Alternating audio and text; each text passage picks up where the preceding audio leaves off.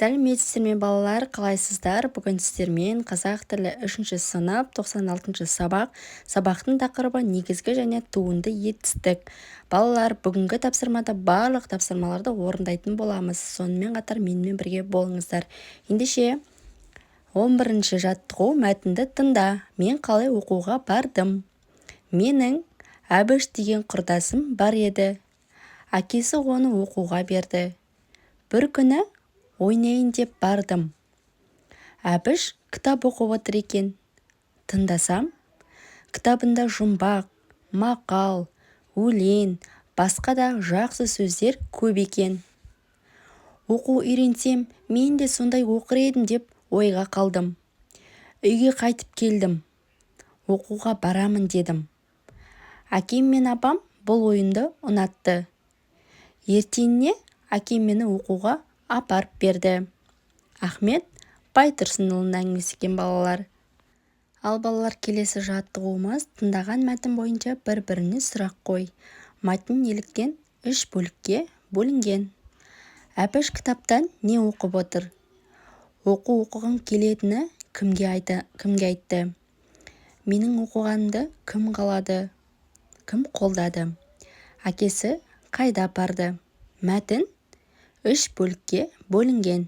Себебі мәтінде 3 азат жолдан, яғни абзац басталып тұр. Әрбір азат жол тиянақты 3 ойды білдіріп тұр. Сондықтан мәтін 3-ке бөлініп тұр екен балалар. Балалар, менің каналымда қазақ тілі және де қазақ әдебиеті, математика сабақтарының барлық жауаптарын таба аласыздар. Менің каналыма тіркеліп лайк басып отырыңыздар. Ендеше балалар, келесі бізге берілген жаттығуымызды қарайық бірге. Әр бөліктің тақырыбын анықтап, оларға ат қой. Төмендегі сұрақтардың жауабын жаз. Бірінші, құрдасым Әбіш. Екінші, кітапқа деген құштарлық. Үшінші, мектеп табалдырған аттаған күн. Ал балалар, төмендегі сұрақтардың жауабын жаз. Әбіш маған кім болады? Әбіш менің құрдасым. Мені не қызықтырды? Әбіш кітап оқып отыр екен. Тыңдап, кітабында жұмбақ, мақал, өлең, басқа да жақсы сөздер көп екенін ұқтым дейді балалар. Сурет мазмұнын болжа. Алидің күнделігін оқы. 2 ақпан 2017 жыл. Бүгін сыныбымыздың Ахмет Байтұрсынұлы мұражайында бардық. Бұрын Ахмет Байтұрсынұлы тұрған үй 1998 жылы мұражайға айналыпты. Мұражайда 3 зал бар екен. Ол кісінің әр жылдардағы фотоларын көрдім. Шығармаларымен таныстым. Мұражай маған ұнады. Бұл күн мен үшін ерекше әсерлі күн болды. Күнделік дұрыс жазылған ба? Ойыңмен бөліс, Әлиге қандай кеңес бересің? Әлидің күнделігі өте жақсы жазылған. Бірақ менің Әлиге берер кеңесім бар. Мәтінге мұқият қарасақ, Ахмет Байтұрсынұлы деген есім 2 жерде де тасымалданып жазылған. Ал адамның аты ешқашан тасымалданбайды балалар. Ал балалар, келесі 2 бағанадағы етістіктерді оқып салыстыр. Барды, көрді, айтты, оқыды, көздеді, ойлады, тістеді, биледі. Етістіктерді сөз құрамынан талда. Қай бағандағы етістіктердің түбірі зат есім? Барды дегенде бар түбір, ды жұрнақ. Көрді, көр түбір, ді жұрнақ. Айтты, айт түбір, ды жұрнақ.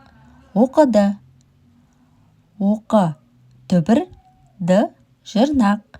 Көздері, көз түбір, де жұрнақ, рі жалғау.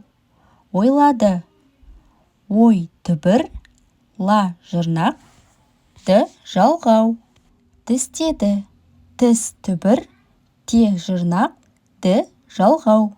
Биледі, би түбір, ле жұрнақ, ді жалғау. Қай бағандағы етістіктердің түбірі зат есім? Көз, ой, би. Не деген сұраққа жауап беретін зат есім балалар. Етістік негізгі және туынды болып бөлінеді. Түбір сөзден болған етістікті негізгі етістік деп атайды. Оқы, жүр, күт, ки. Түбір сөзге жұрнақ жалғану арқылы жасалған етістікті туынды етістігі деп атайды. Ойла, ақылдас, ақта. 14-ші жаттығу мақалды жатқа жаз. Ел үмітін ер ақтар, ер атағын ел сақтар. Етістіктердің астын сыз, ақтар туынды етістік екенін дәлелде. Ақ түбір, тар жырнақ.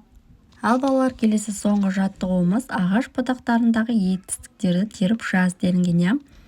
Биле, көзде, арқала, қапта, жырла, қолда, баста. Би, түбір, ле, жырнақ. Несте, туынды етістік, түбірі би, не, зат есім. Көзде, көз түбірі, де, жырнақ. Несте, туынды етістік, түбірі көз, не, зат есім.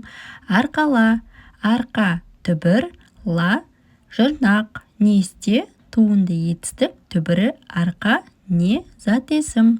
Қапта, қап, түбір, та, жырнақ.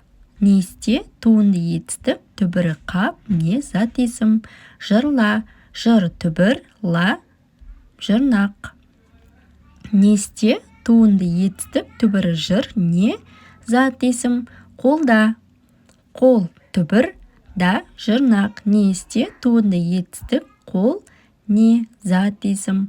Баста, бас, түбір, та, жырнақ. Несте, туынды етістік, түбірі бас, не деген сұраққа жауап береді, яғни барлығы зат есім. Ал балалар, біздің осымен сабақ аяқталды. Балалар, менің каналымда қазақ тілі және де қазақ әдебиеті, математика сабақтардың барлық жауаптарын салып қойды. Менің каналымнан ғана таба аласыздар. Сондықтан да менің каналыма тіркеліп, лайк басып, мені қолдап кетіңіздер. Осымен сабақ аяқталды. Сау болыңыздар балалар. Келесі сабақта кездескенше.